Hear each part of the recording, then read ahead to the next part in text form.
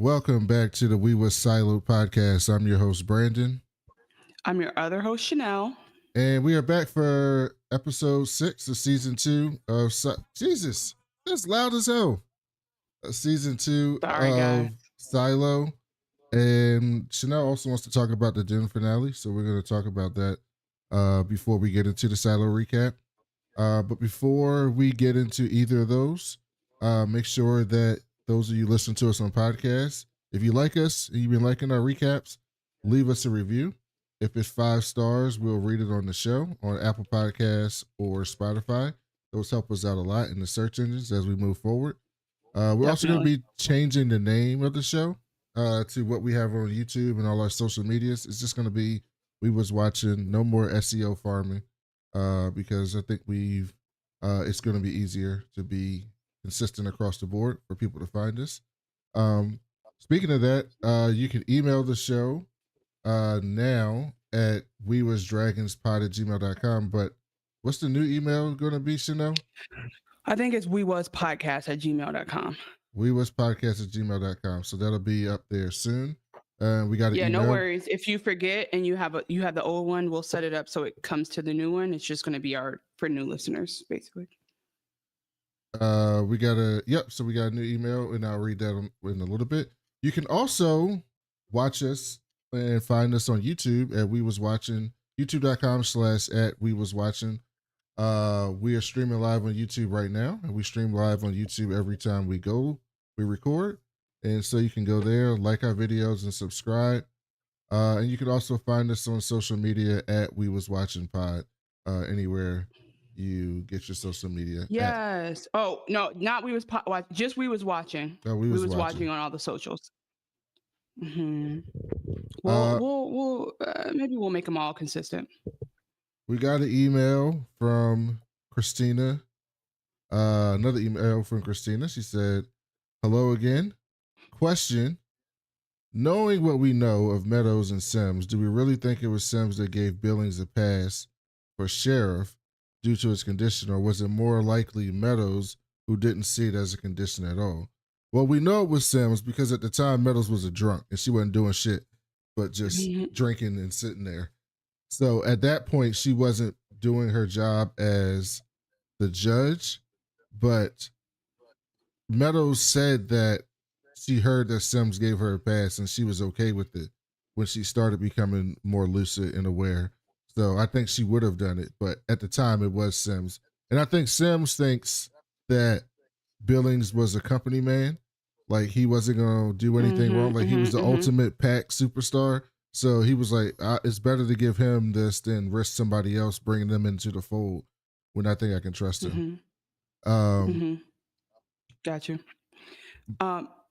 Yeah, I think that's valid. I think Sims just might have a blind spot in that he's devoted to his family and his wife more than anything else. And probably has to do with why he is not being chosen as a shadow.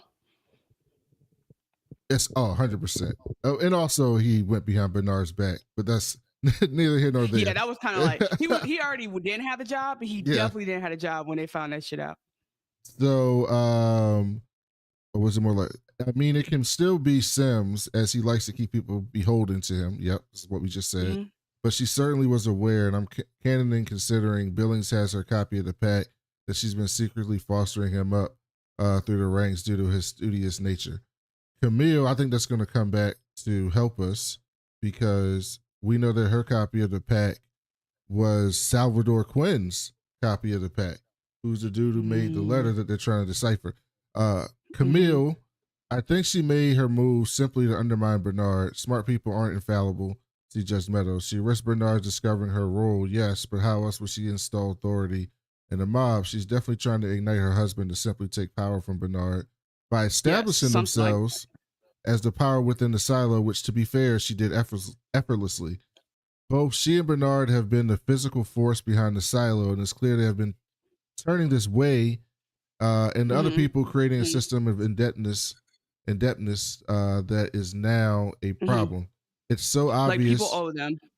People owe them. They're saving people. They're going to be ultimately people will be beholden to them over, Bernard and also anti-Bernard. Like It's smart in a way to separate Sims from Bernard, especially if Bernard's not going to give Sims what he wants. But I also have a lot more to say about this when we start the recap. It's so obvious with all her fluffing up his ego. She is using her husband uh as her dick, since the silo doesn't allow women into. Oh, I got it.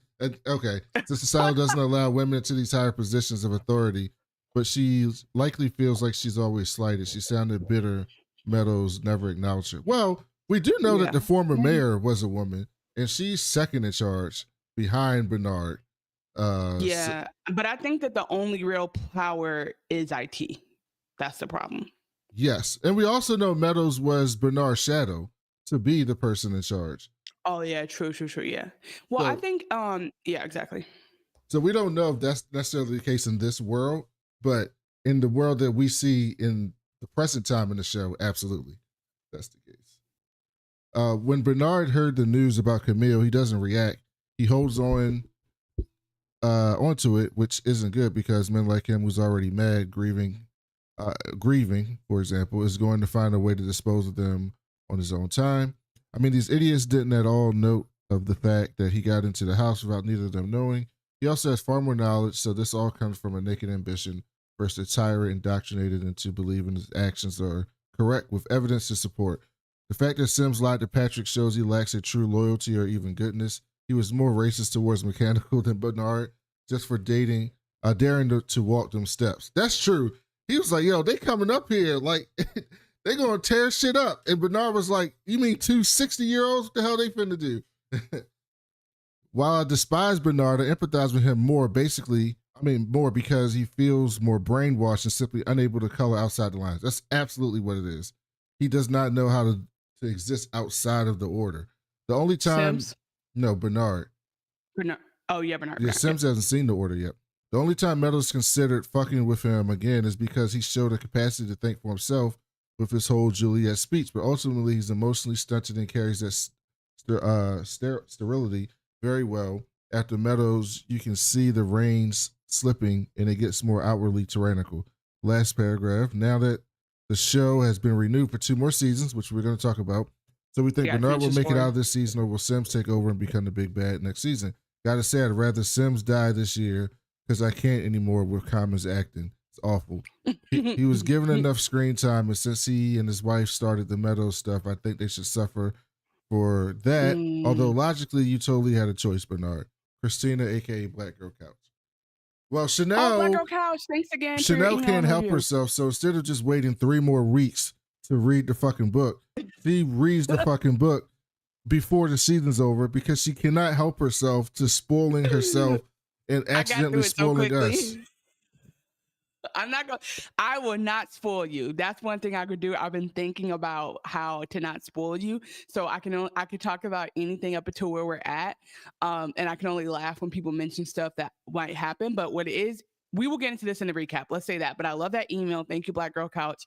I think that there's the only thing I will say here and not later is that Bernard is probably the only one who has any context of any, like previous to Juliet leaving, he's the only one who knew anything about anything happening outside of the silo, including maybe not including the judge.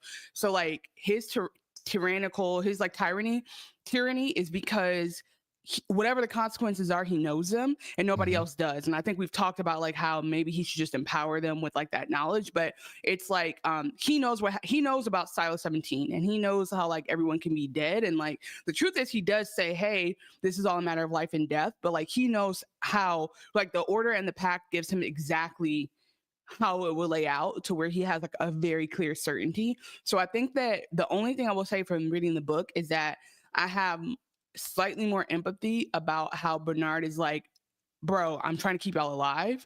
But the ways that he does it is like very much how men would do it. Like it's just very much a way that men would be like, oh, we can't empower them. We gotta let it be. And then Bro, I just we know that like men this. wrote the order. It's clear that men wrote the order. Yes, exactly. Yeah. There's no compassion. We also got a review on Apple Podcasts. Oh, you're actually paying attention. Look at Chanel. I read the reviews every week that there's a review. Sometimes, I mean, I don't know. Sometimes you might, I don't know. Anyways, I'm excited. This is one of my favorite reviews we've ever gotten. 5 stars from MSU Rocks. MSU, probably Michigan State University Rocks, which, you know what? Go Sparty. I don't care. I didn't go to school in either place. Um, Great podcast. Oh, sorry. The title is What Up Though? Great podcast. I enjoyed Brandon's hip recaps and Chanel's commentary. Is Chanel a Detroiter? I, in fact, am a Detroiter. What up though? Thank you so much for this. And I think you noticed I'm a Detroiter because I talked about Tim Robinson and the Lions and Coney Island and Verner's. Very proud Detroiter over here. Like, this is our time. So basically, I might go ahead and buy my ticket to New Orleans just out of faith. She's ashamed of Detroit. Don't let her fool you. I'm gonna buy my ticket. I'm gonna be in New Orleans just because my team's going all the way. That's all I can tell you right now. I bet. No, I'm just kidding. So Chanel wanted to talk about Dune because I do. She didn't even know the finale was last night till I told her. I did. I just wasn't. When you're on break, you don't know what day is what. Like I have to keep reminding myself today's a weekday. And also it's holiday, but like when you don't, it's Christmas Eve. So forgive me, but yes, I'll quickly talk about Dune. We talked a little bit before about how Dune is interesting because there's 2 stories of a wife who's like manipulating things in the background, and this is the ultimate like wife manipulating things in the background, and it comes back to bite the husband. Versus in the other one, it's like Camille has the knowledge and the intentions, and like she really does want Sims to do well. Like she would share with him and be happy to be by his side while he is head of IT.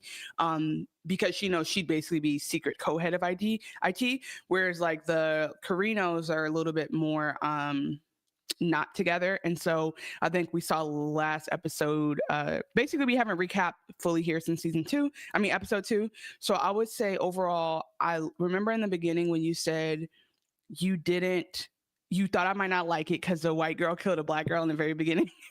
My girl got her revenge, and it was so good because the young girl who plays Lila / Mother Dorothea /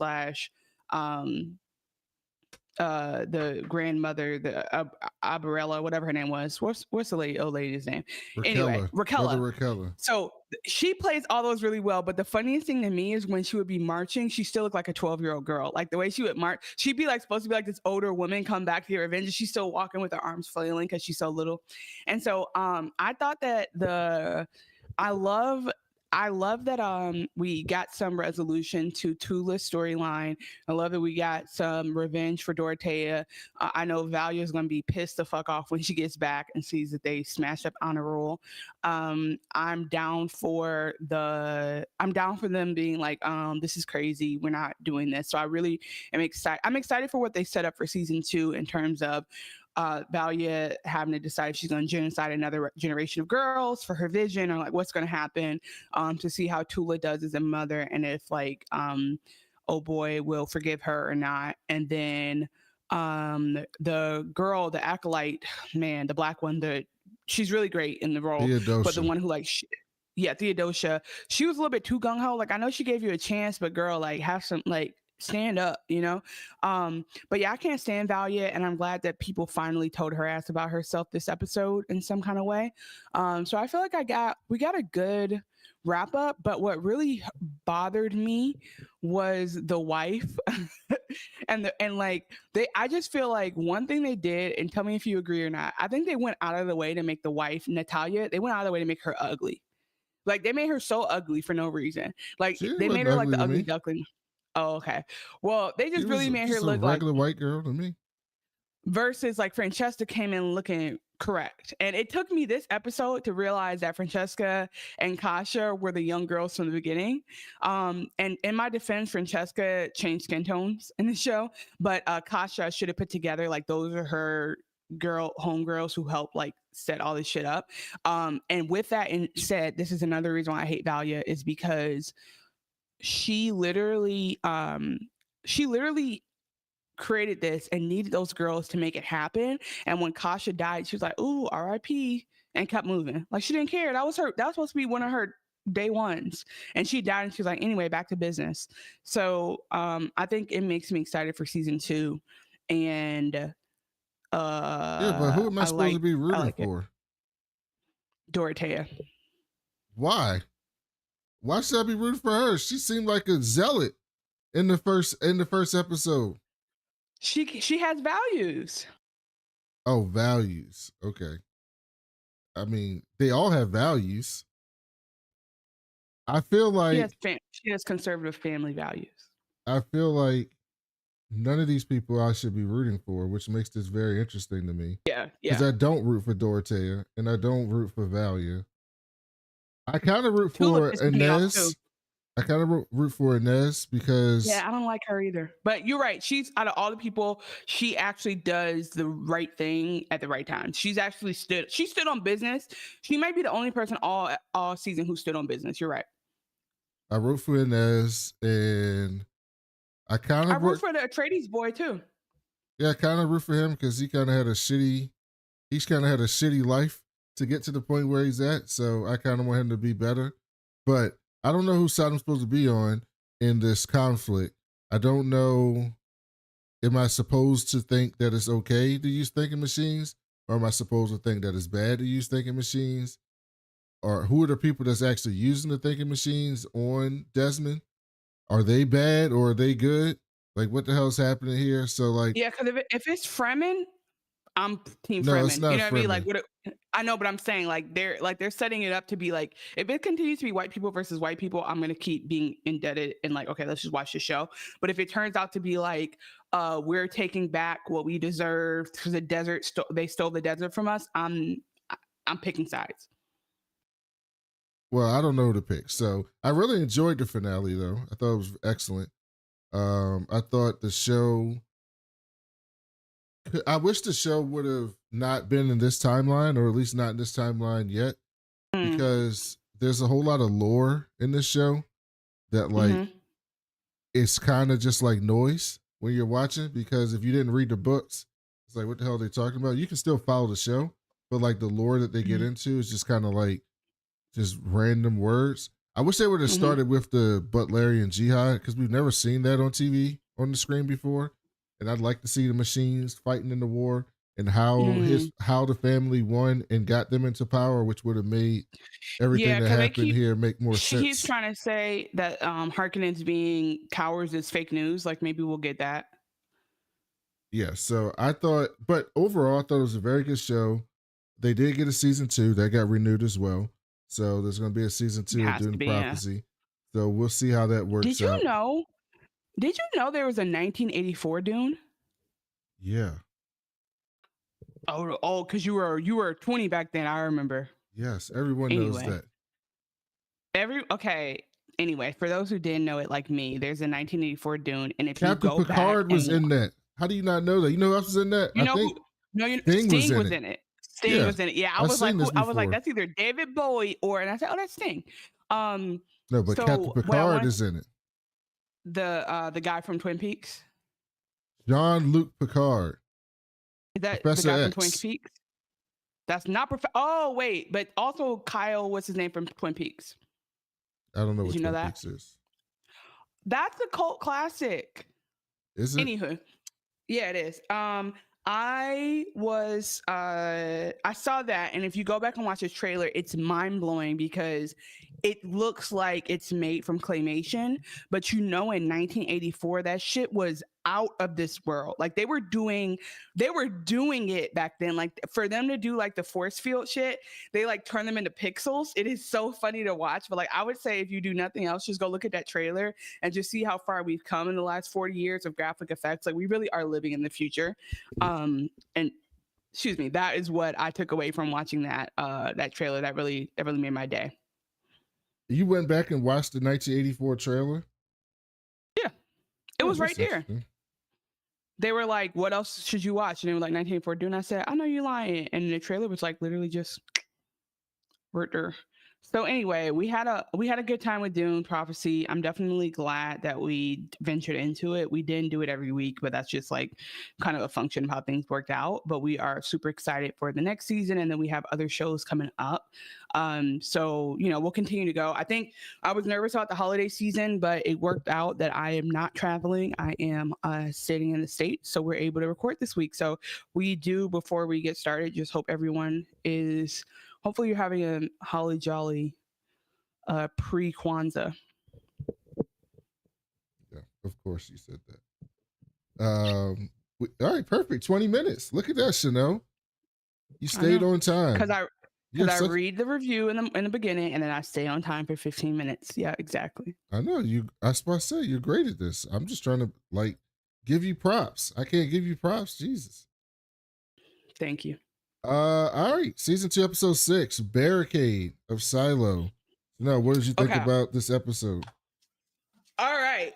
Oh, and by the way, I did mean to mention, sorry if I blew your ears out in the very first 10 seconds. I was posting to Instagram that Brandon and I were going live. Now that's why that music was playing.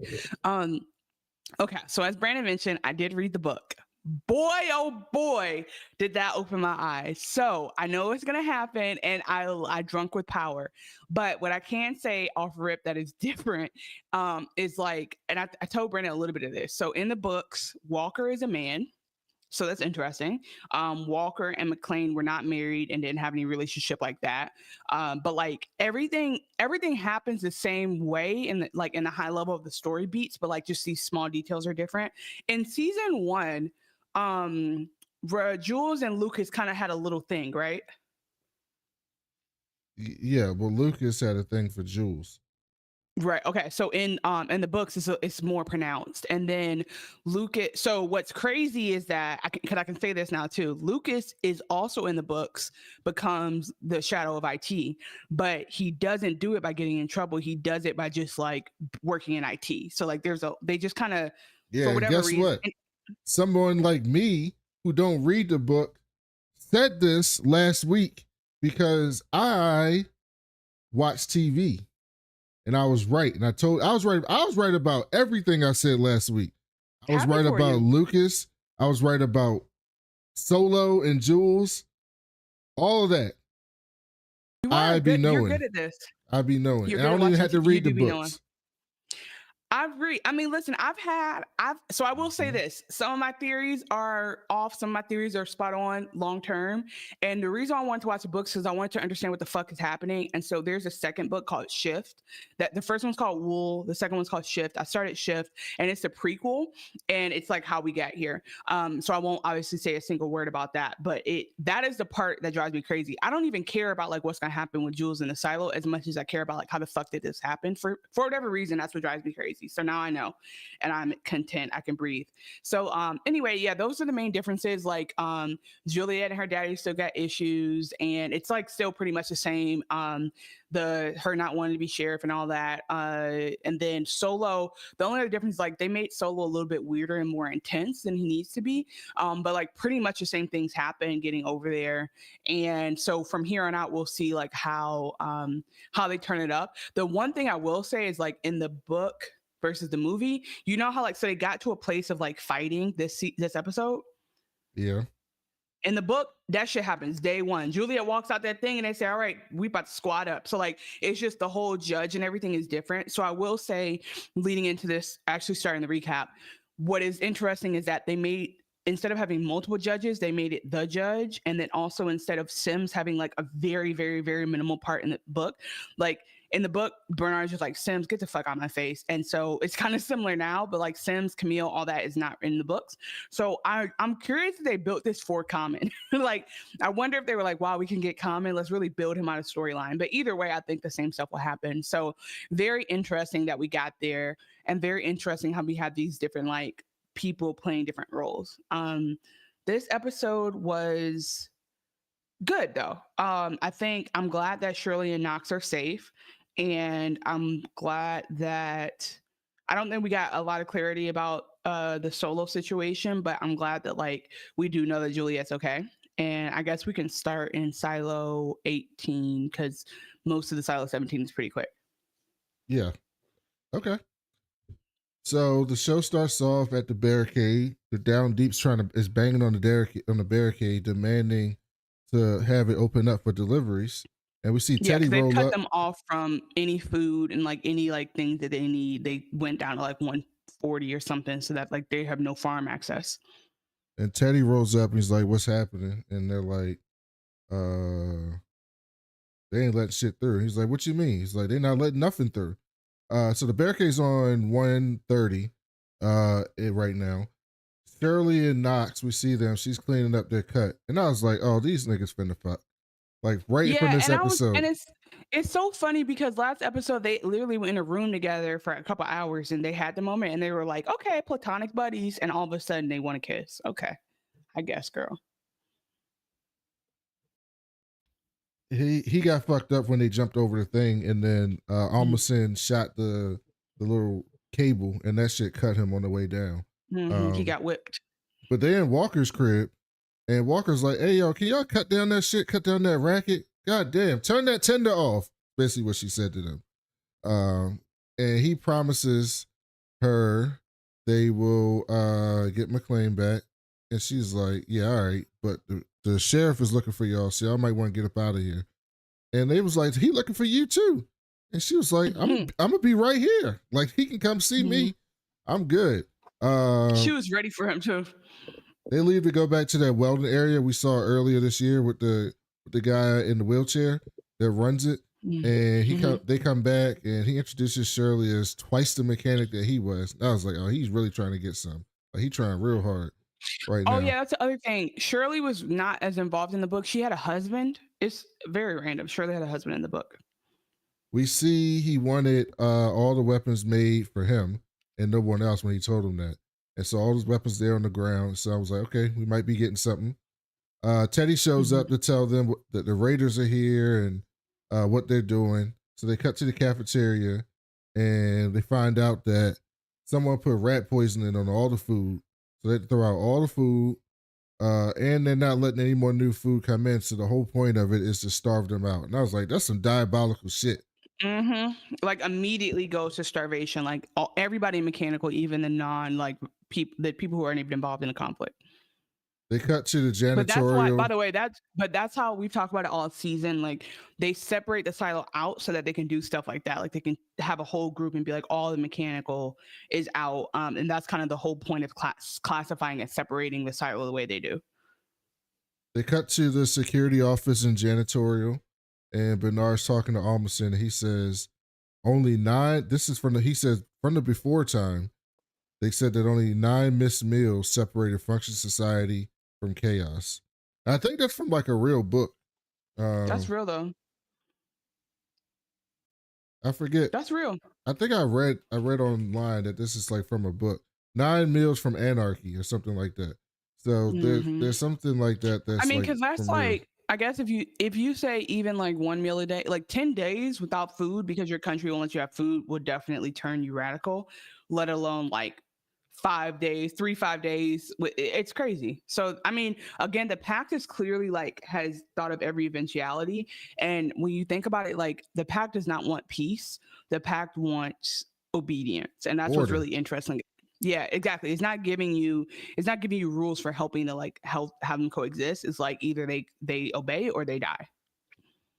Pat Kennedy is still trying to get some help, and Hank and Billings got the Dr. Shadow to come up. This dude looked like he was out of his element. He looked nervous. I wouldn't want that dude doing no surgery on me either, the way he was acting. And Patrick Kennedy was like fucking with him, and the kid looked so nervous. And he was like, "Can you get this out?" And he told Billings he could. He picks up the little utensil to pull out the bullet out of his chest. And he looks so nervous. And Kennedy's like, "Hey, buddy, where the fuck's the drugs at? Like, what's wrong with you?" And he's like, "Oh, only doctors have drugs. I got some aspirin." I was like, you're not about to dig at me though, like, with just some aspirin. At first he was talking shit and I was like, oh, like this is rude. And then the boy looked nervous. I was like, oh, hell no. Like I would also be like, I'd take it out myself before I have you, acting like you got the shakes too. Like, let's get up out of here. Billings can do better than you right now. So Hank asked Billings if he's really going to arrest the Mechanical Four. And he said, what, you wouldn't do it? He was like, I bet you wouldn't do it. And then while he's doing that, he's text messaging his wife to see if she can get a doctor to come down and help. Hank says, listen, I can help you find them if that's what you think is best. And Billings was like, it sounds like you don't think that's best. And he said, it doesn't matter what I think. And Billings was like, if they're solid citizens, they turn themselves in. And I was like, you still Dudley do right, buddy. Still dudley do right. Yeah, also like at this his assumption is that everything's going to go right, but you can't trust like this is a failed system, and the fact that turning yourself in could get you out for cleaning is like all you need to know, that people are going to fight. Like I don't understand, that's confusing. Then we see Pete Nichols and Kathleen, Billings' wife. And Pete asked if the baby's good. She said, yeah. I owed him an apology because that baby was clearly black this episode. I think it must have been the lighting last episode that made it like a white baby. That was clearly a black baby. She says, Oh yeah, no, wait. I did want to say that they literally heard you, and they recast him episode to episode. Because I was like, that's a brown baby. She said Billings needs a favor. Someone needs a doctor down there. Pete's like, hey, there's a process to go through the sheriff's office. She's like, bitch, I'm the sheriff's wife. Obviously, I know that. This need to be outside the process. They cut back to the janitorial security office. Almerson tells Bernard that mechanical allies are dropping food down the chute, and that Bernard expected. Oh no, I jumped way ahead. Sorry. Knox and Shirley had a speech. Shirley says that they were that it's a lie. They ain't killed the judge. They were set up by Bernard and Sims. Someone in the crowd was like, "Yeah, all right then, but how long we finna be alive if we ain't getting no food?" And one woman stood up and she was like, "Look, I'm happy to go without to help my kids, but what happens when I run out of food? Like, is your lives over them?" And Walker stands up and she was like, "We got Midwest values down here, okay? We share our food. We pull everybody up." And they're like, fuck all that. I want to eat. I'm hungry. And then they get a shipment. It comes, Teddy brings in this cart and it has a note, and it was from like 135, and it was like, from your friends, and oh no, it was like 128. It was like, your friends from 128 sent down some food through the salvage chute for them. So they got people helping them out. Almerson tells Bernard this, and Bernard was like, "Oh, I knew this shit was going to happen. It actually happened earlier than I thought, which is good for me." So like all this shit is like spelled out in the pack what they expect to happen in these scenarios. So he's like, when it's stringent, like there's a thing in sports, like there's certain like quarterbacks, right? And there's certain quarterbacks like Kirk Cousins where everything has to be perfect. And if everything's perfect, he's excellent, right? The blocking's good. Wide receivers run the good routes, right? The weather's good. And if those things are the case, he'll dice you up. He's excellent. But the moment one thing is out of place, the moment the left tackle's hurt and you get pressure on him, or your wide receiver gets hurt and the guy out there can't get as open, he collapses. And that's kind of how Bernard is, right? As long as things are going how the order says it's going to go, oh, he's cooking. He can handle all this stuff. He's good. The moment something like jumps out that like throws it off of what he was expecting, he almost shuts down. Like this episode, like he was going through it because he didn't know what to do. Like he just didn't know what to do in these scenarios. So I thought that was interesting. So he says, put some raiders at all the chutes, and we're gonna starve them out. We'll be good. One of the computer guys, Diego, looks at him with some disdain. He's like, "Yo, what the hell's going on here?" We'll see him later. Back in Mechanical, Shirley has an idea to move the barricade up to 120. So that way, it's on 130 now. She wants to move it up to 120. We don't know why, but we find out in a little bit why. Hank and Billings are down in Mechanical, and they go to Walker crib, and Walker wants no parts of the police. She's like, I ain't no snitch. Listen, my ex-wife got taken. You go find out what's wrong with her, and maybe I'll talk to you. How about that? So that's basically what she said to them. And then we cut back to Kathleen and Pete. They trying to get through the barricade. The Raiders being a complete asshole about it. Like he wanted to step to this old ass man. Like, yo, he's not even threatening you. Why are you so angry? Even if you're not gonna let him through, you don't gotta be so angry. And Kathleen's like, look, I'm the sheriff's wife. I got this baby. It's a woman down there going through giving birth. It's got to be a C-section. Do you know what the fuck a C-section is? A doctor needs to perform that. It says in section blah, blah, blah, the pack, if you don't let this shit happen, they're going to send your ass out to clean. So first of all, when she said it's 0.01 of the pack denying life-saving care, and I'm like, there's no way. I bet you that is in the pack. they don't have no damn Bernie Sanders style healthcare for all type shit. They probably have a if it's under 120, we don't give a fuck, and above maybe we'll treat you. Like I just don't believe that any. But you know, again, if you speak with enough authority, I think what I like about it is the Raiders are definitely just like minions. So it's like if you could speak with enough authority to the Raiders and be like, I'll cover it if you don't get in trouble. They're like, all right, they basically are stormtroopers. They're like, all right, got you. So it's not hard for women to outsmart them, which I appreciate. So they let him through, and so they go through down. They go down. Then we see Lucas and Bernard and Camille. Lucas figures out this Caesar shift to try to crack the code. Bernard's like, good job. Keep going. You'll figure it out shortly. And then Bernard leaves. He goes to IT to talk to Camille. And I got this scene because she was excellent in this scene. Mrs. Sims. Mayor Holland.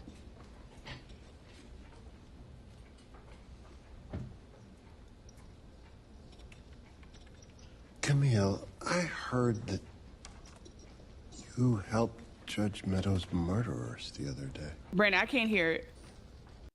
You can't hear it? Nope. Hold on. Oh, I know why.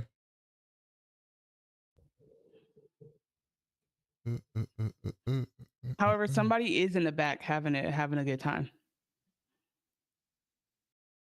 In the back of like where you're at.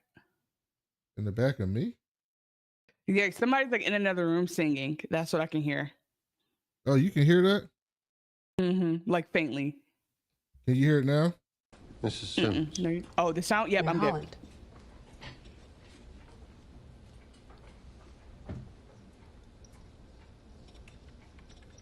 Camille, I heard that you helped Judge Meadows' murderers the other day.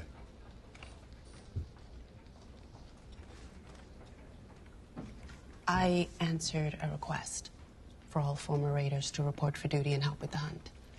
When I got to 90, I noticed 2 citizens being harassed by some locals. I took them to a safe place, then I radioed judicial security, told them where they were, and to send an extraction team, and I'd meet them on the stairs. Why didn't you wait until the She had this all planned out. She was ready for him to come. team got there? Because no team was sent. I was told unofficially that justice needed to come from the citizens of the silo. I was approached by a group of these citizens, several of them Raiders I knew now in civilian clothes, and they asked where I'd stashed the 2 suspects. But you didn't tell them. Of course not. I knew from my time in judicial that vigilante justice is against the law. And we all have to obey the law. She said this so like, Bernard has to be heated inside the way she's talking to him because he knows she's full of shit, but he can't actually say anything because what she's saying is like in the pack. So it's like, oh man, he's got to be heated right now. Yeah.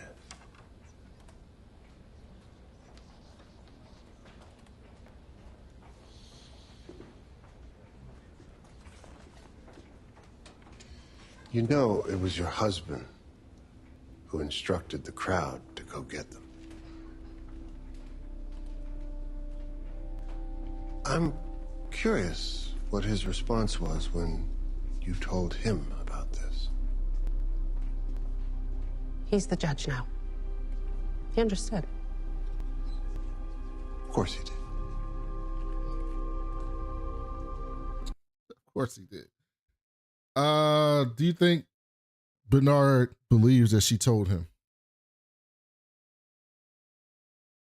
I don't think it matters. I think Bernard is already very clear. Like once Bernard showed up in his house making coffee in a Keurig, it was a wrap. Like I think he's suspicious of them, and I think once Bernard has all this pressure on him to keep everyone alive because he just believes that like literally any mistake will like later on when he's talking to the judge's body, like he's like, I feel like everything's up to me. So I think in his mind, he doesn't give people a second chance. He doesn't give people latitude. Like Sims is already out, so he's gonna already assume the worst. So she could be telling the exact truth. It wouldn't matter because once you do something suspicious for Sims, he's like, fuck it. I mean, for Sims, for Bernard. Bernard is like, I don't have time. I don't have the grief to give you. So yeah, I think that like her answer was very smooth, and I think that was almost worse. Like the fact that she wasn't nervous is he's like, fuck you. Like I know you're lying, basically. Then we go back to Pat Kennedy, and Nichols and Kathleen show up, and This guy pissed me off. I'm sorry.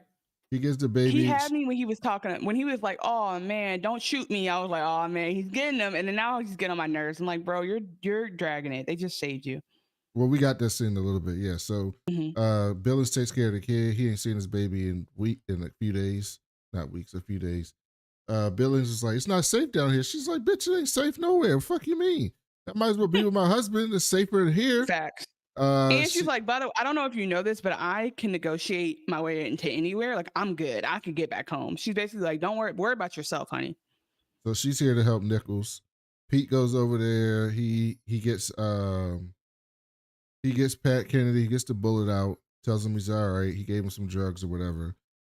Billings is like, all right. And by the way, I do think it's nice for Nichols to like. Nichols could have said no and Nichols could have told on her. So I think that it just speaks to like this, and this is also not something we see in the book, but like his progression into feeling guilty that he kind of like has been standing by and letting the silo do all this bad shit to people. So he's definitely like, nope, I will do something right this time. And I really I'm glad he got his moment.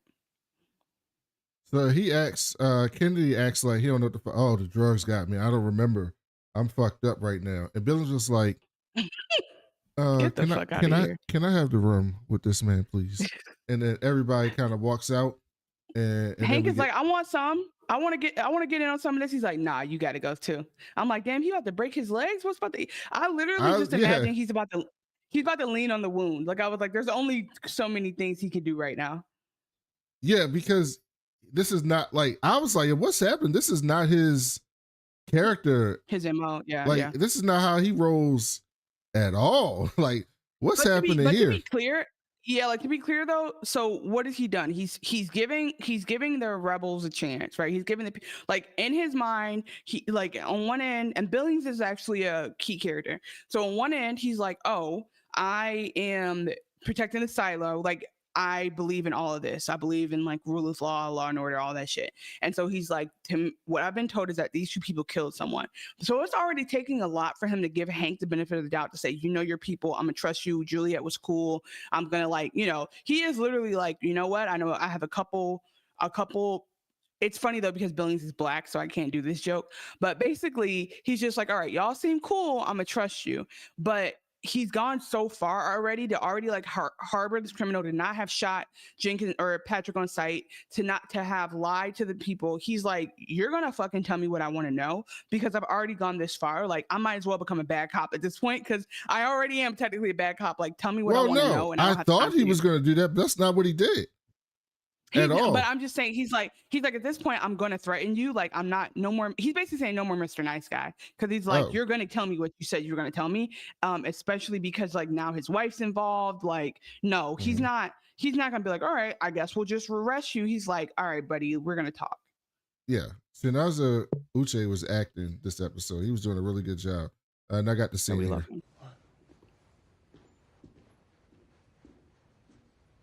Oopsie. Looks like I made Daddy mad. He's so annoying. Not really. You're a criminal. I don't expect much. But I need what I need,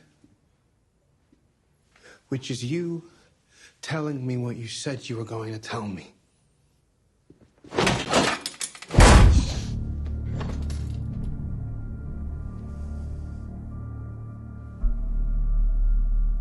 Because if you don't,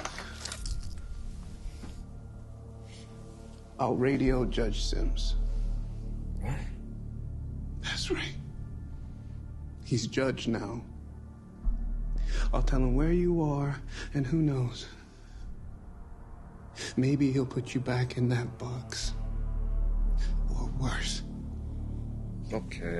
They playing this real ominous music when all he really said was, I'm gonna call my boss and let him know I found the criminal. That's what he said. Okay. You're not gonna want to hear what I have to say. Why? Because it'll ruin your fucking life. When Nichols was on the run, you happened to be near a computer when they went dark? Do you know why they went dark? It was a systems reboot. That's what they said, but they say all kinds of shit. They went dark because Nichols had my friend Danny put something on every computer in this silo for 10 seconds before they shut it down. What'd he put up? I bet they rounded up everybody who saw it. Me and Danny. Who knows what the hell they did to him? They gagged and bagged us so we couldn't tell anything to anybody. Tell anyone what, man?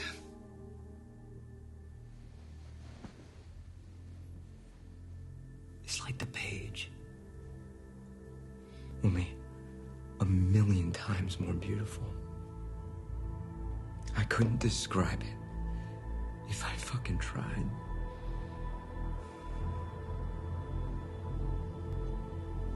Where does Sims come into this?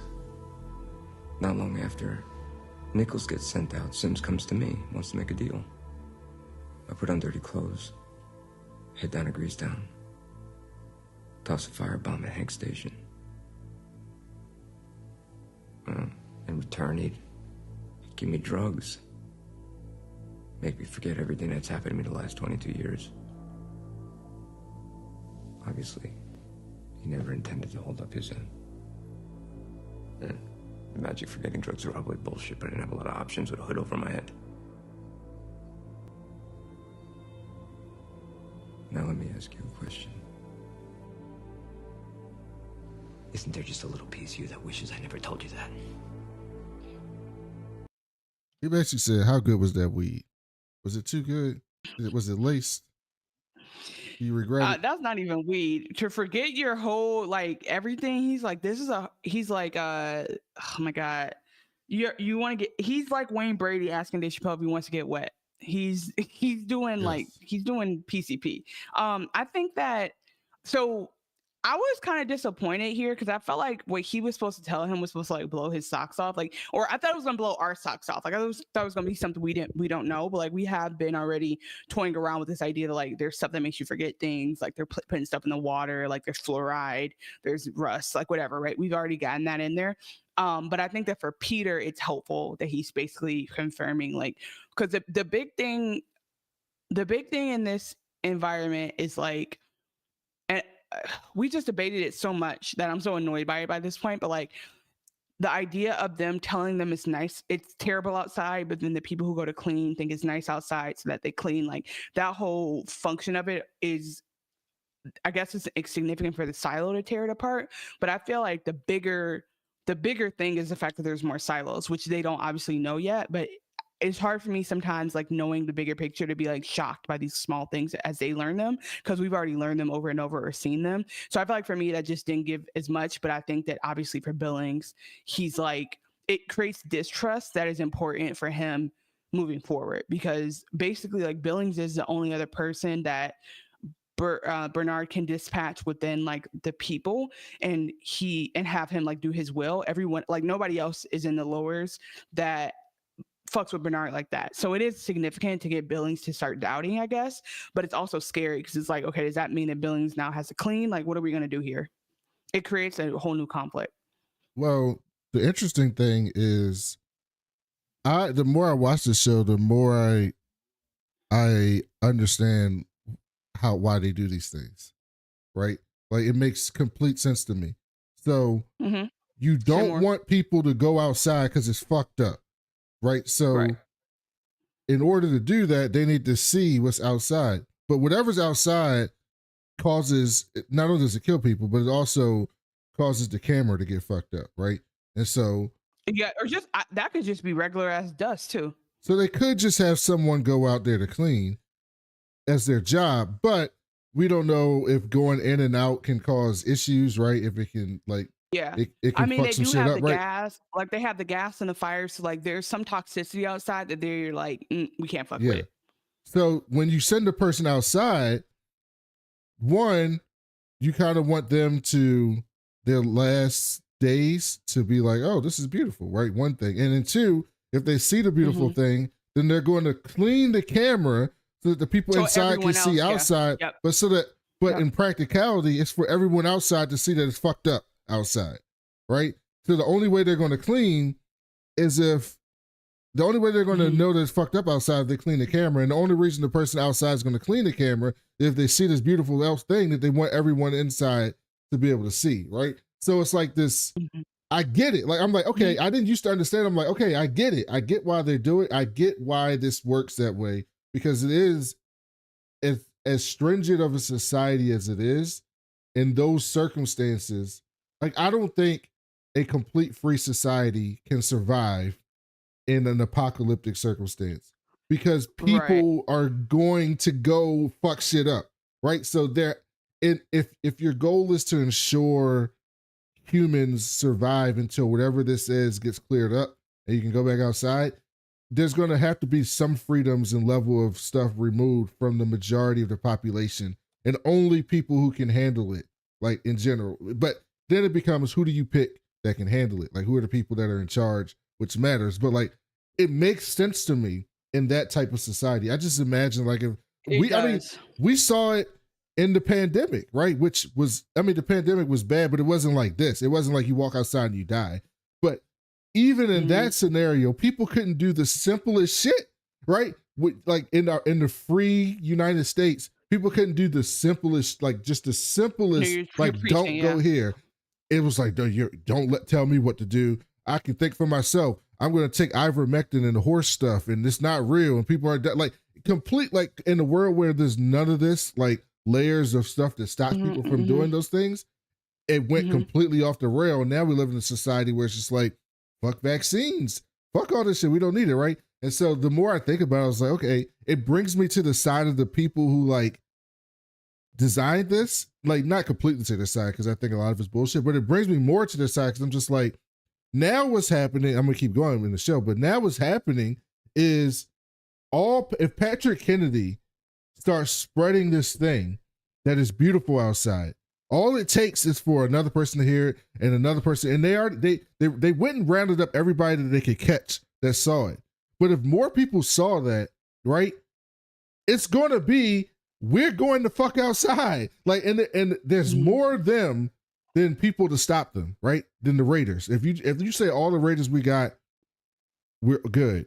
It's not enough of them to stop all the people in the silo. So if the people in the silo are just like, fuck it, we're going outside, they're going to go outside, and it's going to be what we saw in Silo 17. So, like, it's all starting to make more sense to me, and, like, how things are happening.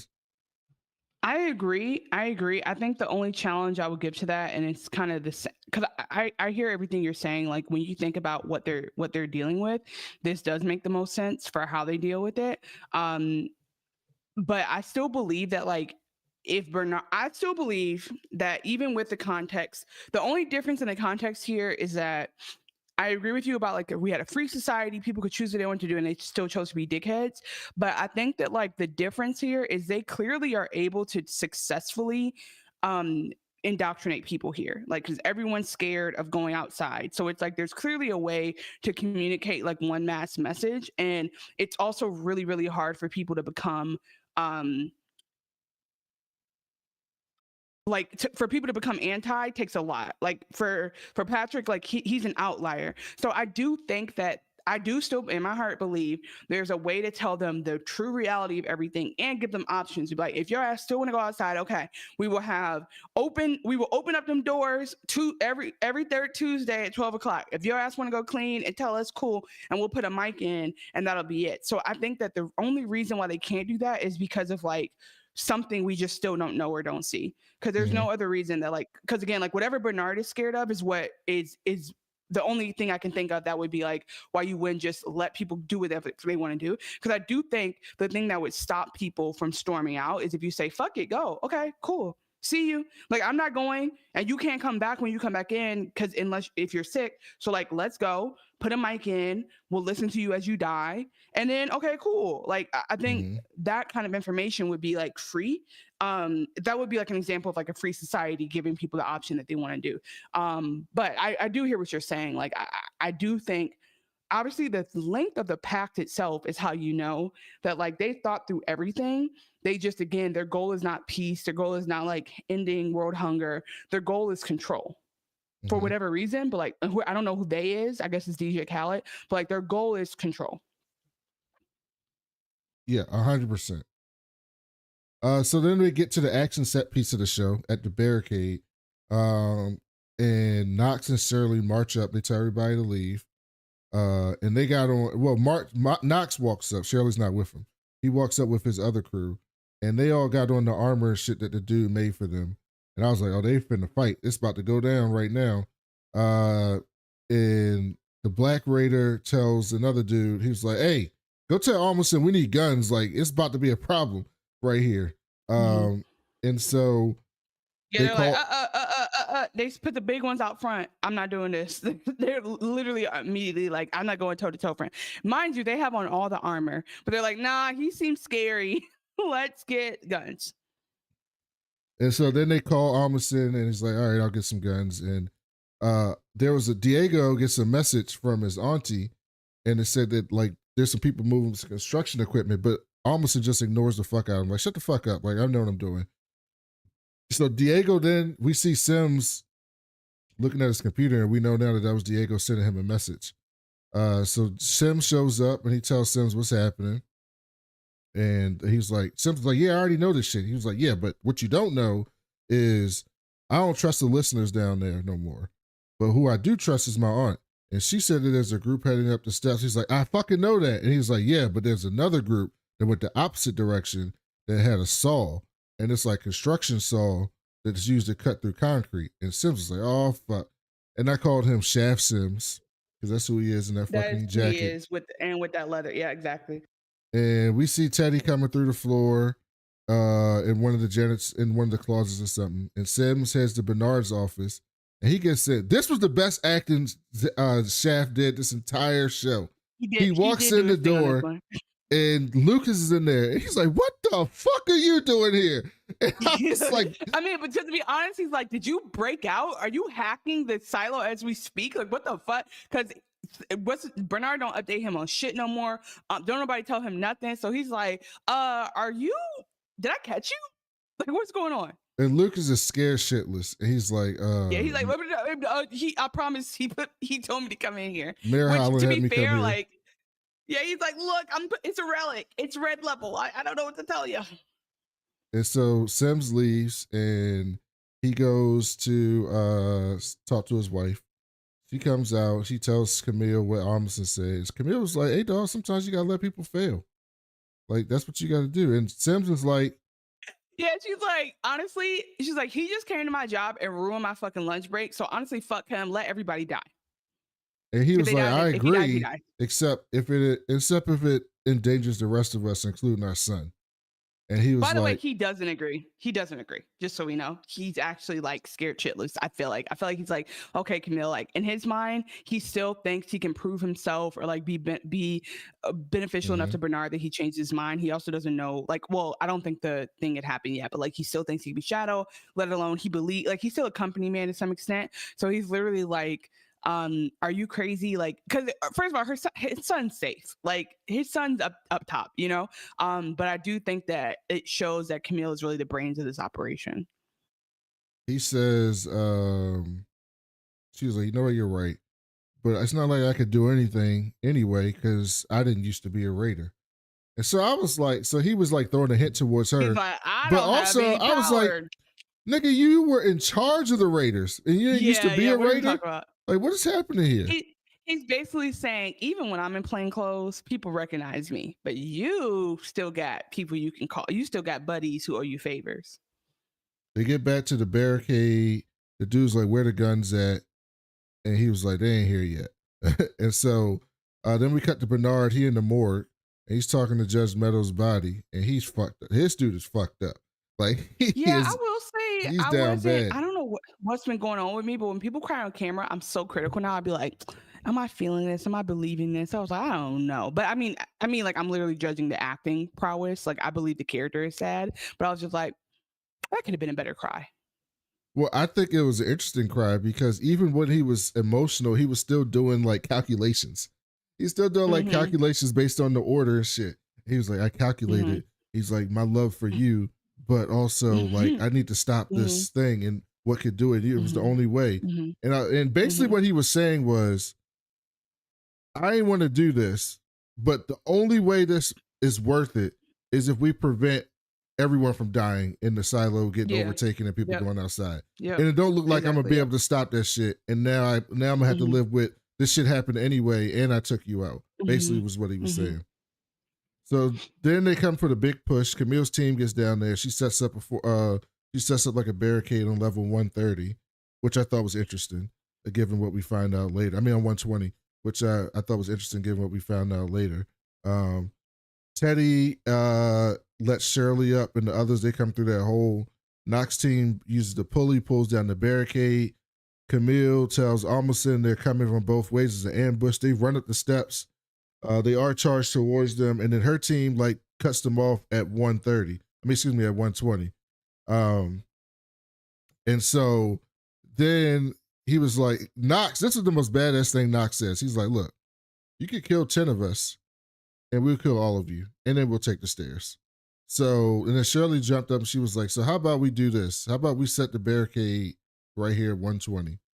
Almason looks to Camille, and Camille gives her the head nod, which I was like, maybe she planned this shit, because she cut them off at 120 on purpose. That's where she had her crew set up. She didn't have them set up at 125 or anything like that. She had them set up at 120. So they cut to Bernard, and he is seething. This dude is seething right now. I was like, Tim, like he looks so mad. Amundsen's like, okay, hey, we didn't win the battle, but we still can win the war. And he's like, what the fuck do you mean we can't win the war if they can eat? If they can eat and drink and sleep, then they're already they're fine. Said, like now we just have a. He said it wasn't optimum, but they got 10 floors. That's what he said. Like no shit. Like they got the 10 floors they needed to survive. Like so, basically, he let go of he let up his leverage. But the truth is, like, it really was either we do this shit now, we end this shit for good, and we whoop y'all ass, and maybe y'all kill some of us, but like the rest of us are squad up, ready to go, fired up, first day of war, or you just, maybe we have an impasse for now and we figure this out. And Bernard was like, you know what's on 122? Take a guess. Don't look it up. Take a guess. It's a fucking farm. How are we going to starve them into submission if they got a farm? Like, get out of my face, is what he said. So then they go back to Billings, and he goes to talk to Walker. He says he found out what's happened with McLean. She got arrested. Sometimes judicial puts people in solitary.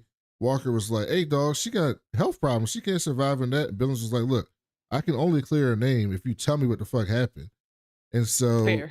He's like, I can't just pull her out because you say she didn't do shit. Like, what happened? But he's also, again, as we know, trying to investigate because it's already in his head. Like, something wasn't right about this death. It doesn't make sense. Weird to believe that she told him what actually happened. They cut to Knox and Shirley having a celebratory drink, and they start kissing. And I was like, I knew this was going to happen. And then Billings walks in. So annoying. And he was like, Walker told me what happened.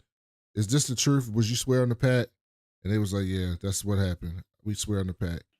And he calls Bernard and says, I located the fugitives. And Bernard's like, oh, great job, Sheriff. Great job, Sheriff. What's their location? And he pauses and he was like, I'm not ready to reveal their location. I want to open a full investigation. But I was like, God damn it. I lost the fucking sheriff. Fuck. And he's like, cut off all radio. Fuck. I'm done. Oh, he was so mad, man. That was good. That was some good mad. And then Knox was like, thank you. And Miller's was like, what the fuck you thanking me for? This shit wasn't for you. I'm not for you. I'm not for the mayor. I'm for the goddamn law. I follow the law. What he said, which wasn't that hard of a line. Like, I feel like that could have been optimized, but okay, cool, we're happy. And she asks, so then we see Billings having dinner with his wife, and she's like, honey, you did the right thing. It was really brave. He was like, I wasn't that brave. I think it was stupid. She's like, that shit was not stupid. It was the right thing to do. You did it. You did a good thing. He was like, I don't even know if it was the right thing to do, to be honest with you. And she was like, so when's the last time you took them fucking herbs? So the herbs, I assume, are for the syndrome. And he was like, oh fuck, man, I just been so busy I forgot. She was like, no, hand me that water. And he picks up the water and he looks down. This actor was so good because he was like, I can't believe I'm holding this.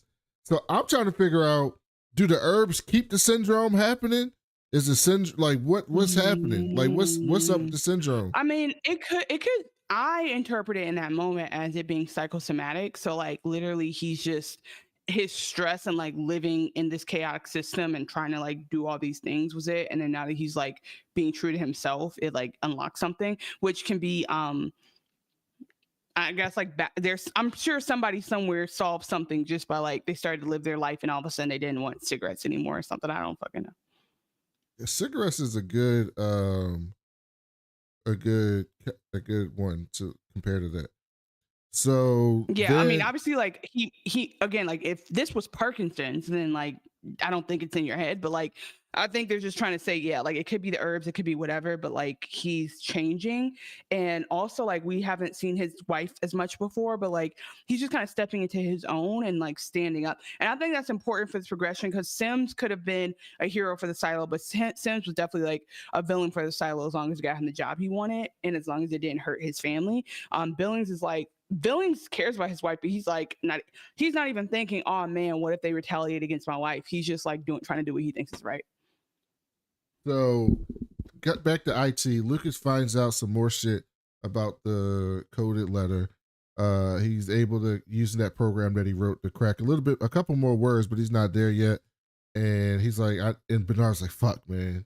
Like the only way you can do this is to decipher this. You have to see the legacy. And I was like, you already know what this is because you read the book, but I don't know what the fucking legacy is, although I have an idea.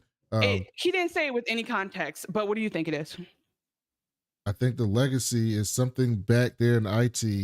It's either a person or it's a like database that has data on what happened in the before times, a bunch of different stuff, astrological science, all types of shit. And that's what they lose to pass down to keep people trained up and learn stuff because it's stuff that's already been verified. But I don't know if it's a person or a database, but it's something to that extent to me. Okay. Yeah, I obviously won't be commenting, but thanks for sharing. Bernard swears him in as his shadow, and I was like, I was right. I knew that was going to happen. So I felt good being right for once. No, I mean, great job for sure. Like I think that in the book again, it happens very similar where he's like, there's no like relic that he oh yeah, sorry, that's the other thing. Like so in the book, George was like dead before the book started, and so George wasn't a part of it at all, and so.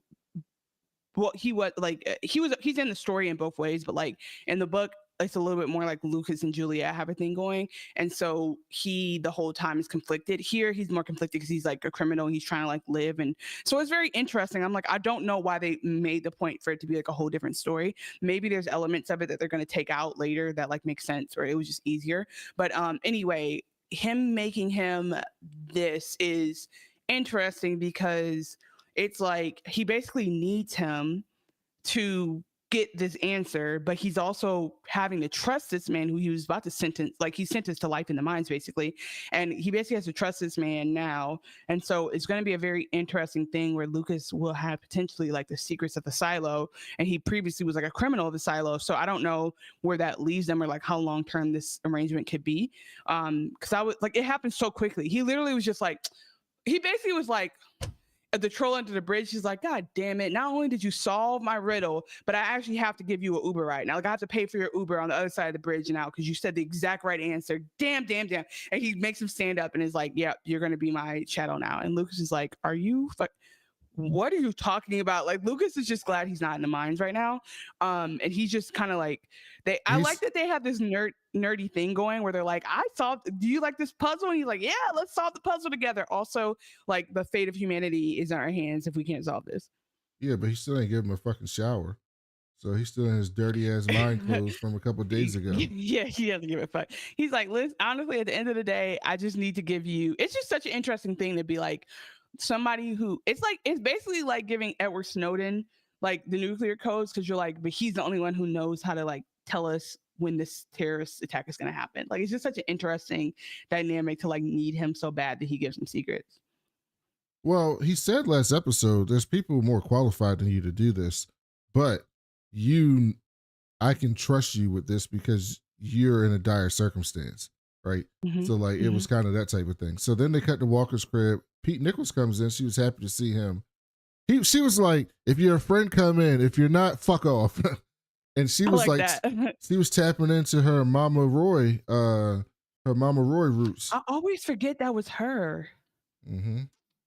It don't look like her with them. She got them pigtails going. It just really throwing me off. And but this man does look like Jarmer Mormont, or however you say his name. He just can't not look like Jorah. He wanted Jorah to thank Mormont. her for taking care of Jules all those years. He confirms with her that she gave him the tape. He asked, "Do you think Jules was alive?" She was like, "Nope, I don't think so." But I didn't want people to see her die on that hill, so that's why I did that shit. Yeah, exactly. It's like did they think that shit meant that she was gonna live forever? Like, no. But did they think that it would give her dignity so that she wasn't laying there next to the damn sheriff and his wife? Like, yes. Then they cut to Silo 17. We only get in there for like 2 minutes, and I actually got that scene because I thought this was excellent, even though it was very short. Oh, hey. You're awake. Good.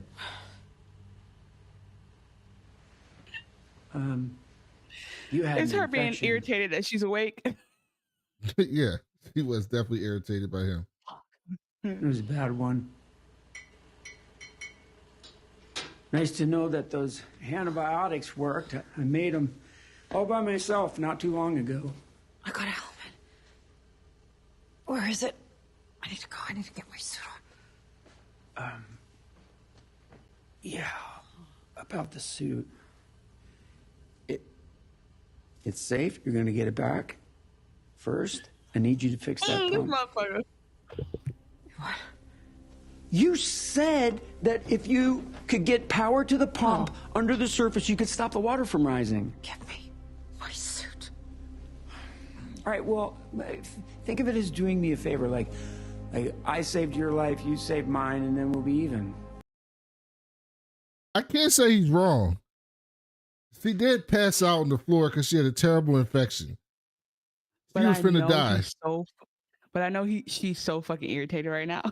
I know. He's like, you should have left me dead if you was gonna get on my nerves like this. Even? Yeah. You're one person. There's 10,000 fucking Yeah, people. 10,000 people that could die any day now, just like the people of this silo died. Look, you can waste time arguing with me, or you can start thinking about how you're going to fix that pump. He's so It's up to annoying.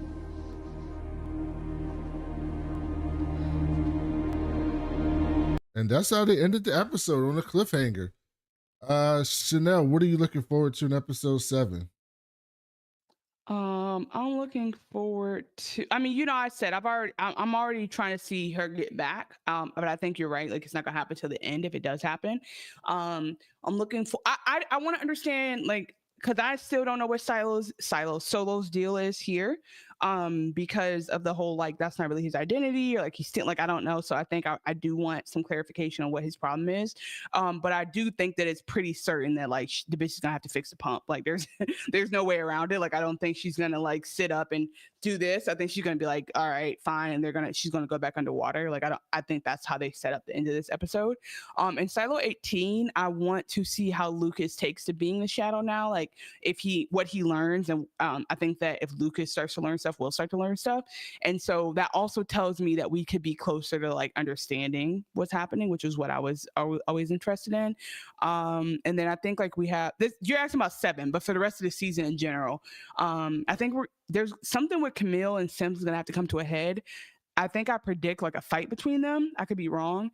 And then what I really want to see, though, next episode is what happens between Billings and Bernard, because that is also, like, the good thing about how they did this different in the books is, like, I can't tell you what they're going to do about any of these particular conflicts because some of them didn't happen in the book, and or if they did, they happened, like, at a different time. So they've left space for it to be whatever the fuck. Also, like, we could see more fighting between, like, the Raiders and Down Deep. So yeah, I'm looking forward to seeing, like, just how they want to tell this story and how they want to clean everything up to end. But I do think that season 3 and 4 would be more prequel. I don't know that, like I think they have to wrap up this whole Silo 7. Juliet's either stays in Silo 17 and, like, it's happily ever after, or she makes it back. I don't think, like, we see her continuing to try to get back next season. I think that would be, like, a weird way to tell that story. Good. What about you? I'm just loving the show. I just want to see what happens. So, I'm curious how everything plays out. I think that the tunnel that they talked about last season and the tunnel that they talked about this season is going to come Under the into water, play at some point. I Yeah, just they, don't know they how. wouldn't have done that for no reason. Yeah, who knows? But they wouldn't do that for nothing. So that's my only prediction. The other thing is, like I said in the beginning, we're going to be changing the name permanently to the We Was Watching podcast. We're going to be talking about Severance next and White Lotus, hopefully with Chanel, because I can't wait to see Walton Goggins on White Lotus. That's going to be amazing.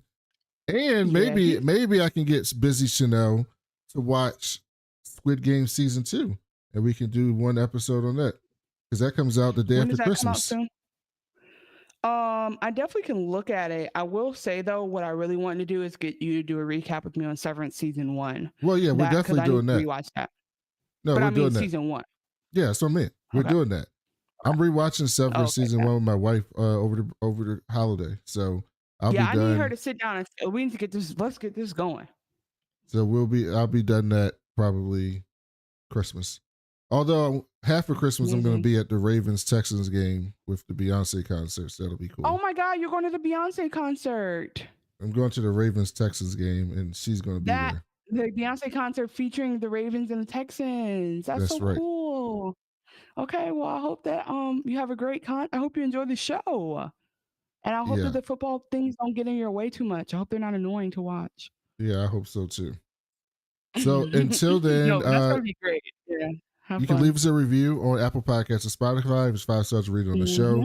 You can follow us on YouTube at youtube.com/WeWasWatching. At We Was Watching. Yep. Go ahead and subscribe and like our videos. You can send us an email at wewasdragonspod@gmail.com. New email to come. And you can follow us on Twitter and at Blue Sky at We Was Watching. Until next week, Chanel, do you have anything ridiculous to say to the people as an outro?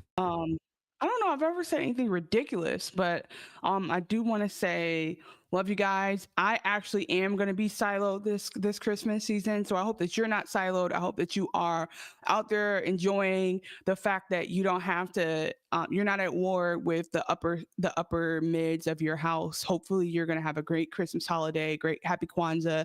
I think Hanukkah's right now. Wishing happy Christmas, Hanukkah, Kwanzaa to everyone and all the other holidays.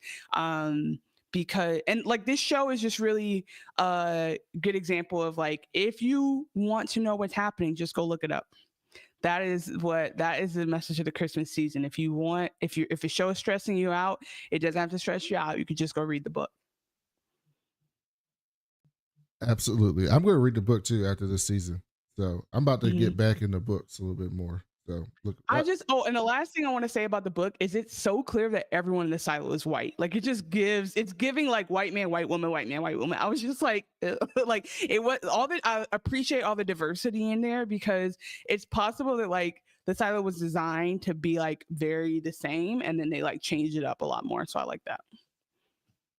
Thank you all for listening and we'll talk to y'all next week. Peace. Oh, also I didn't say because just white people. It's just like it seems very like race. Okay. We know you're not really racist, just a little racist.